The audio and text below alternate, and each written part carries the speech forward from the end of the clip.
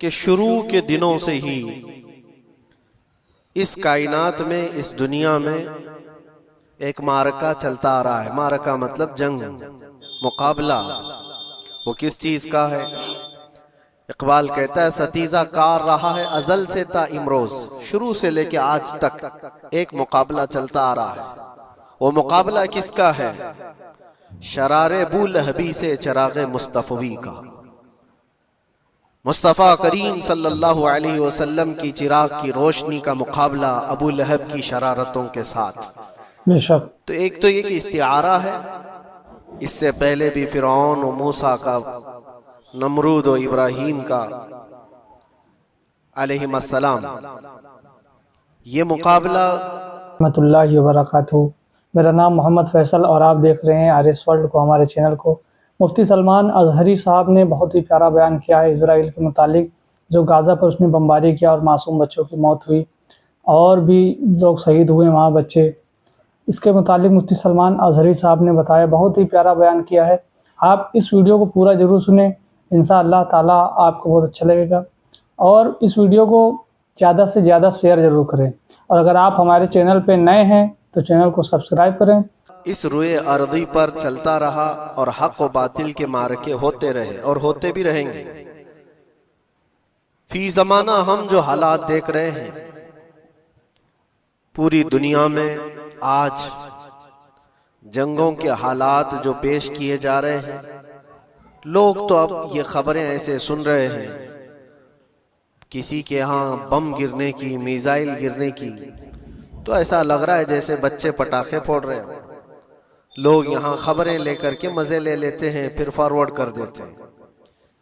मौत इतनी आसान हो गई है कि अल्लाह के नबी सल्लल्लाहु अलैहि वसल्लम ने 1400 साल पहले ये इरशाद फरमाया था कि एक ज़माना आएगा कि हरज बढ़ जाएगा।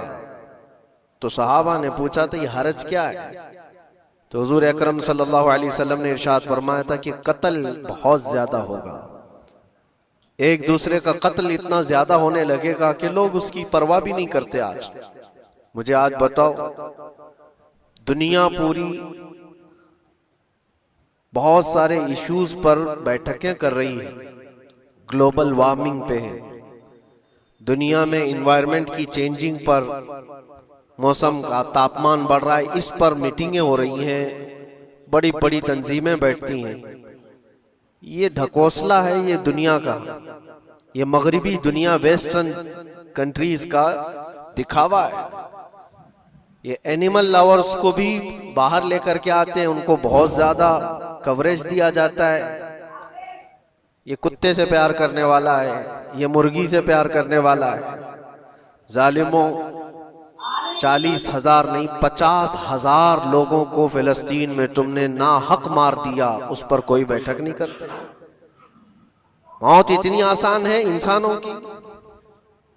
जंग जिससे है, मुकाबला जिससे है, तुम्हारा आपस में बराबर की ताकत का मुकाबला हो तो समझ में आए कि एक दूसरे की फौजों से मुकाबला है। इधर की फौज भी मर रही, उधर की फौज भी मर रही है, लेकिन निहत्ते बच्चों का क्या कसूर? बल्कि वो गोद में आए हुए अभी जिन्होंने शऊर की आंखें भी नहीं खोली, दूध पीते बच्चों के जो कत्ल हुए हैं। तारीख में आपने पढ़ा होगा फिरौन ने 12,000 बच्चों का कत्ल किया था, सिर्फ इस गुमान से कि उसने ख्वाब देखा था बनी इसराइल में एक बच्चा पैदा होगा जो उसकी सल्तनत को हिलाक कर देगा। ख्वाब की वजह से काहिनों ने उसको बताया था, उसने ख्वाब ये देखा था कि आसमान से एक तारा टूटकर उसकी गोद में गिरा और आग लग गई। तो नुजुमियों ने उसकी ताबीर ये बताई थी कि बनी इसराइल में एक बच्चा पैदा होगा जो तेरी सल्तनत को हिलाक कर देगा। उस डर से बनी इसराइल में जो भी बच्चा पैदा होता उसको कत्ल करता था। उसने तकरीबन 12,000 बच्चों को कत्ल कर दिया था, इस डर से कि वो बच्चा तो ना पैदा हो जाए जो मेरी सल्तनत को हिलाक करने वाला है। और वो मूसा अलैहिस्सलाम थे, पैदा भी हुए और फिरौन के घर में ही पले। अल्लाह का निजाम है। लेकिन मैं यहां इसलिए बता रहा हूं, फिरौन जुल्म में पूरी दुनिया में मशहूर है। वो औरतों को भी जालिम इस तरह से मारा है कि जिसकी तारीख में मिसाल नहीं मिलती, लेकिन मैंने अपनी जिंदगी में देखा आज के जमाने में इजराइल नाम से एक नाजायज हुकूमत पर काबिज शख्स ने 12,000 नहीं 50,000 लोगों को साल भर में कत्ल कर दिया। ये तारीख का भयानक चेहरा है। आज लोग इसको हल्के में ले रहे होंगे, न्यूज वाले एक तरफा रिपोर्ट करते हैं क्योंकि इनको इनके बाप दादाओं से डर है, जहां की खाते हैं वहां की गाते हैं। लेकिन बाद को ये सच्चाइयां जनरेशन में मुंतकिल होती रहेंगी, कभी तो आएगा कोई इंसाफ की नजर रखने वाला। और इंसानियत का कत्ल कितना बड़ा कत्ल है, एक शहर के 50,000 लोगों को कत्ल कर देना, और ऐसे कि वहां की इमारतें पूरे राख के मलबे में चली गई। सदियां लग जाती एक शहर को बसने में, एक घर को बनाने में आदमी की अपनी जिंदगी गुजर जाती है। क्या क्या अरमानों से घर बनाते हैं, लेकिन एक पल में किसी का घर उजाड़ दिया, उसके सामने तड़पते हुए उसके बाप की लाश हो, मां की लाश हो। वो तस्वीरें क्या आपने नहीं देखी कि एक बाप छोटी सी बेटी को लेकर के दौड़ रहा है, तो उसका बेटा अलग पैर और हाथ जले हुए बम से तड़प रहा है। वो किसके दर्द को देखे। यहां तक कि मैंने देखा कि बेटी को बाप ये नसीहत कर रहा है, थोड़ा और सब्र कर ले बेटा, शहादत मिलने वाली है। कौन करता है ये? मौत से पहले अपने बच्चे को इतनी तलकीन कर दे। हालात ऐसे। दूसरे एक, वहां पर खाने पीने की ऐड कोई जा नहीं सकती, उस पर पाबंदी। दवाइयां ना जाएं, उस पर पाबंदी। दुनिया का कोई कानून इस चीज को जायज ठहराता है? मुझे बताओ, आतंकवाद का राग अलापने वाले इन बातों को क्या कहेंगे? इंसानियत अगर कहीं है तो उसका तस्वुर तो करो। किसी के फंडामेंटल राइट्स होते हैं, बेसिक राइट्स होते हैं, खाना पीना, ये उसका इंसानी हक है। दुश्मनी तुमसे जिनकी है उनके साथ मुकाबला करो, आम शहरियों के साथ नहीं। मुखबिर सादिक रसूल अकरम सल्लल्लाहु तआला अलैहि वसल्लम की तालीमात जिहाद को लेकर जो प्रोपेगेंडा तुम फैलाते हो, और हर चीज को जिहाद का लफ्ज दे करके एक ऐसा नैरेटिव क्रिएट करते हो कि लोगों के दिमाग में एक प्रोपेगेंडा फैल जाए। आओ मैं तुम्हें सुनाता हूँ, रसूल पाक सल्लल्लाहु तआला अलैहि वसल्लम जब सहाबा जिहाद में जाते तो उनको किन बातों की तलकीन करते थे। सबसे पहले मुजाहिदीन सहाबा से कहते, जिस जगह तुम जा रहे हो मुकाबला तुम्हारा जिनके साथ है उन्हीं से मुकाबला करना। जो तुम्हारे खिलाफ तलवार उठाए उसके खिलाफ तुम तलवार उठाओ, और रास्तों पर बैठे हुए बूढ़ों को हाथ ना लगाना, किसी औरत के साथ छेड़छाड़ ना हो, हामला औरतें अगर कैद में आ जाएं तो उन्हें छोड़ देना। ये हुजूर पाक सल्लल्लाहु अलैहि वसल्लम की तालीमात है। हत्ता के रसूल करीम सल्लल्लाहु अलैहि वसल्लम ने फरमाया, जिस शहर में तुम्हारा गलबा हो जाए, तुम गालिब आ गए वहां की फौज पर, तो वहां के रहने वालों के बच्चों को ना जुल्म करना, उनको ना पकड़ना।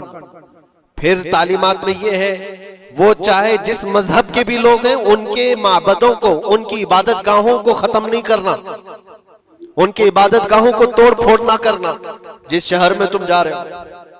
यहां तक कि हुजूर अकरम सल्लल्लाहु अलैहि वसल्लम की तालीमात तो देखो, हुजूर ये तक फरमाते थे मुजाहिदीन सहाबा को कि जिस शहर में तुम जा रहे हो वहां के दरख्तों के पत्ते भी ना उखाड़ना, दरख्तों को भी ना नुकसान पहुंचाना। जंगी तालीमात को आज कोई नजर में नहीं रखता है। दुनिया कहती है कि जंग के दौरान भी कुछ उसूल होते हैं, लेकिन कोई उसूल नहीं। हमने देखा है जिसकी ताकत है उसका बोलबाला है। ये दुनिया उनके खिलाफ कभी कोई बात नहीं करती। आज से तकरीबन 20 साल पहले भी इराक की क्या हालत थी आपने देखा होगा। एक झूठे प्रोपेगेंडे की वजह से पूरे इराक को तबाह किया गया, आज तक वो संभल नहीं पाया। न्यूक्लियर पावर इराक के अंदर मौजूद है, उसके रिएक्टर वहां पर मौजूद है। क्या क्या चीजें उस जमाने में फैलाई गई। सोशल मीडिया तो नहीं था उतना, दुनिया ने ये मान लिया कि हाँ दादा कह रहा है तो होगा, और हमला किया इसी बुनियाद पर। 20 साल हो गए, आज तक इराक में कोई न्यूक्लियर पावर प्लांट नहीं नजर आया, कहीं नहीं। एक झूठे प्रोपेगेंडे की वजह से वहां के कितने लाख लोगों को बेघर होना पड़ा है पता है। कुछ जगह ऐसी हैं जहां बम बरसाए गए, आज तक वहां कोई सब्जा नहीं उगता, कोई वहां पर फसल नहीं होती। मैंने खुद अपनी आंखों से देखा एक नया मैदान जिसपे लोग फुटबॉल खेलते थे, चंद सालों के बाद देखो तो पूरा मैदान कब्रों से भरा हुआ है। कब्रें हैं वहां पर, पूरी कब्रें हैं। लोगों को जनाजा उठाने के लिए लोग नहीं मिलते। मौत इतनी आम कर दी गई थी। इन बातों को कोई कहता है? आपने सुना कभी अबू गुरैब जेल के मुतालिक? कैदियों के साथ जो वहशियाना सलूक किया इन गोरों ने, अल्लाह की पनाह, बहुत सख्त किस्म के, दुनिया में बदनामे जमाना जेल उसको कहा जाता है। हर तरह की वहां पर कैदियों के साथ आजमाइशें हुई, हर तरह की। उन पर कुत्ते छोड़ देना, उनकी शर्मगाहें काटना, उन पर पेशाब करना, हर चीज जो इंसानियत सोज है, इंसानियत को जला देने वाली, ये सारी हरकतें की गई। दुनिया खामोश है उस सिलसिले में। क्यों? सुपर पावर के 1000 गुना भी हजम कर लिए जाते हैं। छोटा मुल्क या गरीब आदमी कोई बात करे तो सारे उस पर टूट पड़ते हैं। आज मैं एक चीज आपको बताना चाह रहा हूं कि ये कोई नई चीज नहीं है जो हो रही है आज दुनिया में, ये फैलने वाली है और कयामत के करीब हम आ चुके हैं। हो सकता है दुनिया पूरी जंगों के लपेट में हो, जो रसूल पाक सल्लल्लाहु अलैहि वसल्लम ने इरशाद फरमाया, कत्ल इतना बढ़ जाएगा कि 100 लोग हों तो 99 मर जाएंगे, एक बच जाएगा। कत्ल इतना बढ़ जाएगा, ये जंग की आग हो सकता है आसपास सब फैल जाए, जिसकी वजह से इस वबा में, इस बला में सब मुलविस होने लग जाएंगे। और एक बात ये भी याद रखो, चाहे जैसी भी हुकूमत हो, तारीख पूरी उठा करके देखना, जुल्म के बाद जो गुरूर और तकब्बुर में आकर फिरौन बनने की कोशिश करता है, उसका अंजाम अल्लाह ताला बहुत भयानक फरमाता है, बहुत भयानक अंजाम होता है। अब के जालिम भी अपने अंजाम के बहुत करीब आ चुके हैं। इन्होंने जुल्म इतना किया है, वो बच्चों की आहें, वो औरतों की चीखें क्या बारगाह रब्बुल इज्जत में ना पहुंची होंगी? रब तबारक व तआला खुद फरमाता है, सयअलमुल लज़ीना ज़लमू अय्य मुनक़लिबिन यनक़लिबून, अनक़रीब जालिम ये देख लेंगे कि किस पलटी में अल्लाह ताला उन्हें गिराने वाला है। जो जाल वो अपने दुश्मनों के लिए बुनते हैं, अल्लाह ताला उसी जाल में उनको फंसाता है। आज देखना आप, तारीख की सच्चाइयां आपको इस बात का जवाब देंगी। जालिम ये समझता है कि मैं खुदा के बराबर हो चुका, मुझे कोई भी हिलाक नहीं कर सकता। अल्लाह ताला फरमाता है, इन्नमा तकूनु युद्रिकुमुल मौत वलौ कुंतुम फी बुरूजिम मुशय्यदा, तुम मजबूत किले में क्यों ना बैठे हो, मौत तुम्हारे पास आकर पकड़। क्या मुफ्ती सलमान अजहरी साहब ने, अगर मुफ्ती साहब की ये वीडियो आपको अच्छी लगे तो वीडियो को लाइक करें, और चैनल पे नए हैं तो चैनल को सब्सक्राइब जरूर कर दें, और वीडियो को ज़्यादा से ज़्यादा शेयर जरूर करें। माशाल्लाह बहुत ही प्यारा बयान किया मुफ्ती सलमान अजहरी साहब ने। इजराइल और इजराइल के लोग जो गाज़ा पर जो बमबारी किए हैं, वहाँ के लोग शहीद हुए, उसके बारे में बताया है। इस वीडियो को ज़्यादा से ज़्यादा शेयर जरूर करें।